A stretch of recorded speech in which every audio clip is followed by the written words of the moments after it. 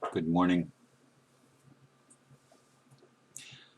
Wasn't sure what I was going to talk about today as I came from the meditation room and started reading my emails, and I went through my emails in the first little 15 minutes or so, and I still didn't have an idea. And I started scrolling down my Facebook page, and that's it. My friend from Australia, Miss Diabolon, posted a little image. That says this saying on it: if your path is more difficult, it is because of your high calling. That's what I'm going to talk about today. 2012, we all have a high calling. I have found in talking with people that many still have the idea that there are only a select few individuals that grace the earth plane with a special mission from God.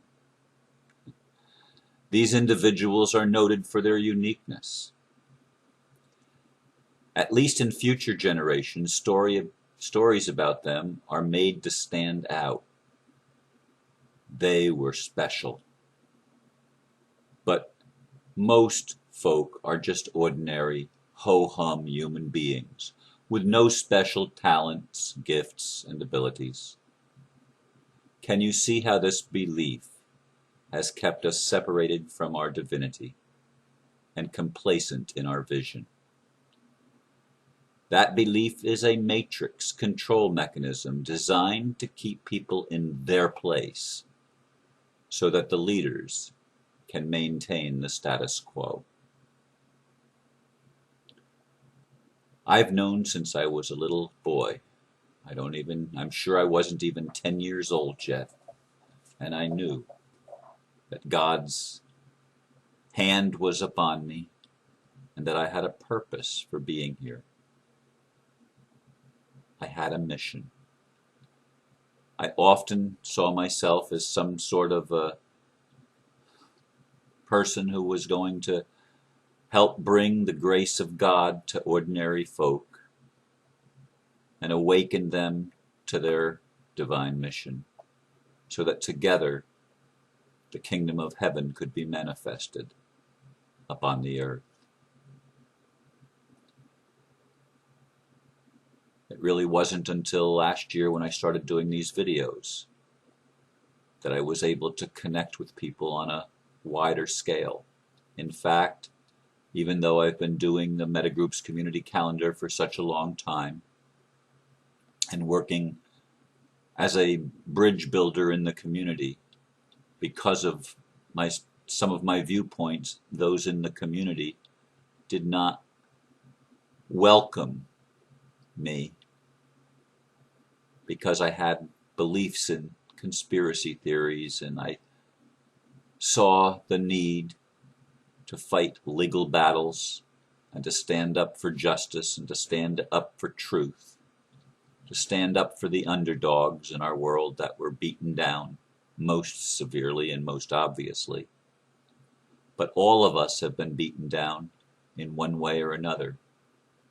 Every one of us has been minimized and marginalized in a control system that generates stress on purpose and does not allow us to get into the flow, if you will, of energies that seem more powerful and seem to make a difference, so that we divide our lives into spiritual and non-spiritual aspects, as if there's any such thing in our human experience as non-spiritual.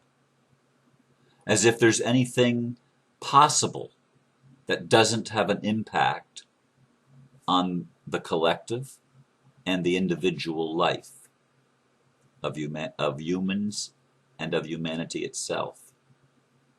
Everything affects everything else. Every one of us has a high calling from God to live our lives in a place of authenticity and to receive whatever grace is necessary to live that life to its fullness. We all have talents, gifts, and abilities. Every one of us has, as I said, a high calling, a divine mission to live in truth, to live to the best of our ability in loving ourself. And that's such a challenge. Such a challenge. We look at ourselves in the mirror, we don't like our bodies. We don't like our situations. We don't like what's going on in our relationships, in our jobs.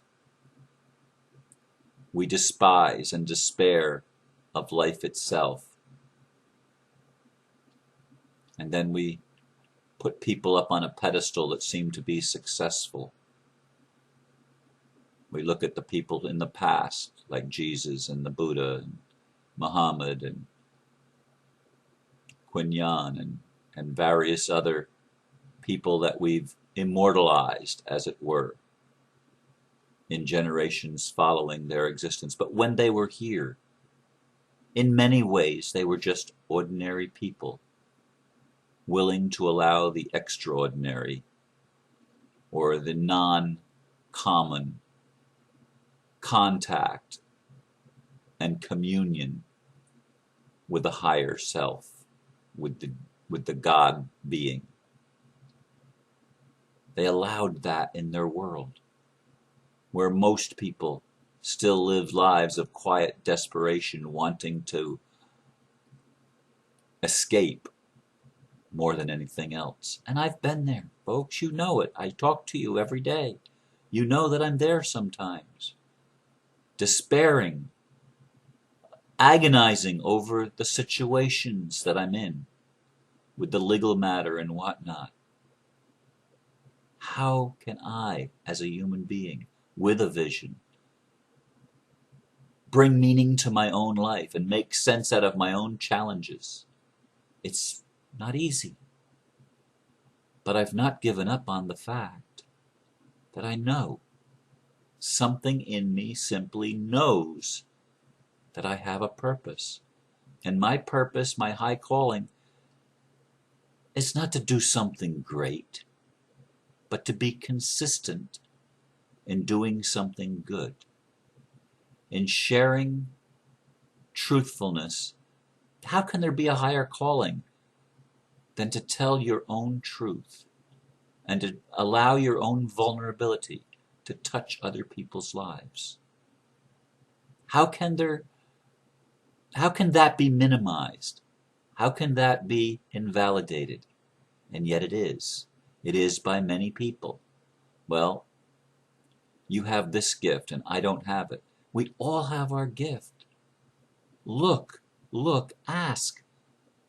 You will see your gift, but you're made to think that some things are spiritual and some things aren't. It's all spiritual. I'm telling you, folks. I've been telling you. It's all spiritual. We are spiritual beings manifesting in a physical world, having human experience. And that's a divine calling in and of itself. Every child that's born into this world is born, even with all the stuff on their DNA and all of their past life stuff from before they entered this world, even with all of that, they still come in with an innocence. Children naturally are drawn to be loving. Do there seem to be exceptions from time to time? Perhaps so. But that's perhaps an opportunity to give those who are their caretakers the opportunity to love more. Everything has a meaning if only we open ourselves to recognize that we're all connected to what we call God. It's beyond religion. It's beyond all of the separative techniques that have been employed in the Matrix to keep us divided and conquered, to keep us in the place of self-doubt and belittling ourselves, putting ourselves down, so that we can't love ourselves, and then we don't love anyone else very much either, except when we do sometimes. But we are pushed down.